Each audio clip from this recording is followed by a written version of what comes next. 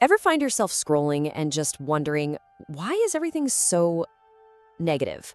Why does all the outrage and the bad news just seem to explode online, while the good stuff barely makes a ripple? Well, let's get into it, because the answer is probably not what you think it is. See, this isn't some big story about how humanity has failed or that people are just inherently bad. It's not that the world is broken beyond repair. The real reason is actually a lot closer to home. In fact, it's inside your own head. Yep, that's right. The reason negativity has such a powerful grip on us comes down to our own biology. It's basically an ancient survival program running on modern technology. And once you understand that, you can start to break its hold. All right, so here's our roadmap. First, we're going to look at our own evolutionary wiring. Then we'll get into the emotional fuel that makes negativity so catchy. After that, we'll see how technology acts like a giant amplifier, what the real-world cost of all this is, and finally, and this is the important part, what you can actually do about it. Okay, first step, a journey into our own minds. We're running on some seriously old software here. A survival program that was fantastic for our ancestors out on the savannah, but, well, it has some pretty wild side effects in the age of the internet. So the absolute key to this whole thing is a concept called the negativity bias. Think about it from an evolutionary point of view. If one of our ancestors ignored a pretty flower, no big deal. But if they ignored a rustle in the grass that might be a tiger, game over. Our brains evolved to be Velcro for bad news and Teflon for good news because that's what kept us alive. And you can really see this bias at work in how our memory functions. When you encounter negative stuff, your brain doesn't just glance at it. Oh no. It grabs onto it, studies it, and files it away much more carefully than it does for anything positive.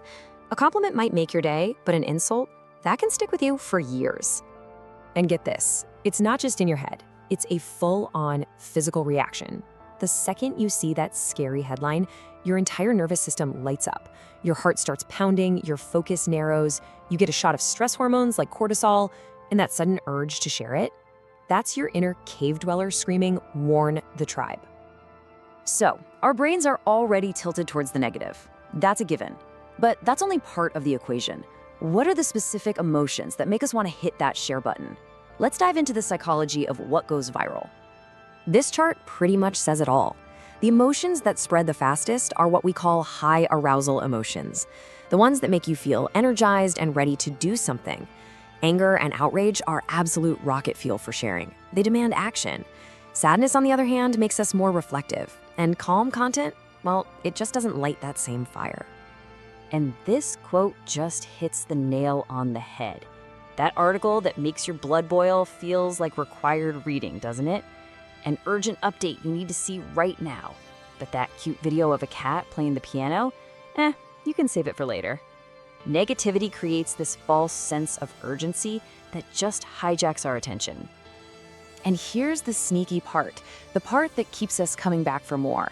Sharing something negative, especially something you're outraged about, gives you this little psychological reward. It's a quick hit of moral superiority. It makes you feel like you're one of the good guys, that you're in the know. It's a strange way to feel good by focusing on something bad. Okay.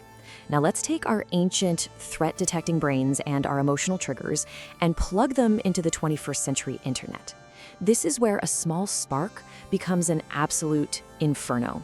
We're shifting from what's inside our heads to the external systems designed to capture our attention. This is the invisible engine running in the background of your digital life. It starts with you.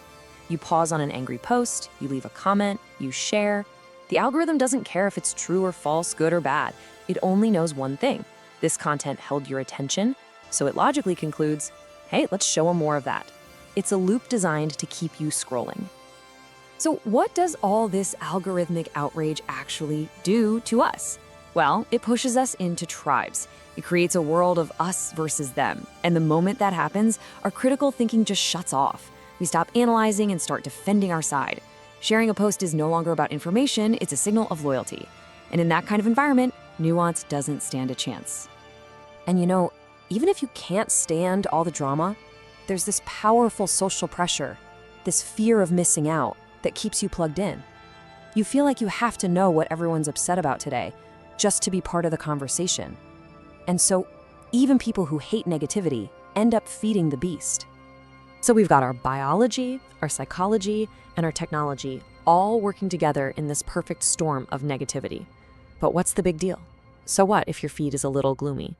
Well, the cost is much higher than we think. This has real long-term consequences. This right here is the heart of the matter. The real problem isn't one angry video or one scary article. It's the constant day in, day out exposure. It's like a slow drip that eventually starts to change the very way your brain works and how you perceive the world.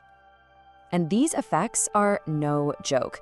A constant diet of negativity is linked to higher anxiety, more pessimism, and a totally warped view of reality. You can start to believe that the world is a much darker, scarier place than it actually is, and then it becomes this vicious cycle. The more scared you are, the more your brain looks for threats, which just makes you more scared. So why is this cycle so tough to escape? Honestly, because negativity is easy. The real world is messy, complicated, and full of nuance. Negative stories are often simple. They give us clear heroes and villains, and our brains, which are always trying to save energy, often prefer that simple black and white story over the complex, messy truth. Okay, I know that was all pretty heavy, but here's the good news. Understanding how the system works is the first step to taking back control. This section is all about reclaiming your own attention and choosing how you want to engage with the world. The solution really isn't that complicated, but it does take practice. It all starts with one simple action. Just pause. Before you fire off that angry reply or hit that share button, take one deep breath. Ask yourself, what emotion is this content trying to make me feel? And maybe the most important question of all, is engaging with this actually good for me? And this is really what it all comes down to. Yes, we have this ancient automatic survival program running in the background. We can't just delete it, but we're not just our programming. We have consciousness. We have the ability to notice our own instincts without being controlled by them. We have a choice. So, I'll leave you with this question. Now that you know how it all works, now that you know your attention is currency and that your engagement fuels the algorithm, what are you going to choose to amplify? What stories do you want to see spread? The choice really is up to you.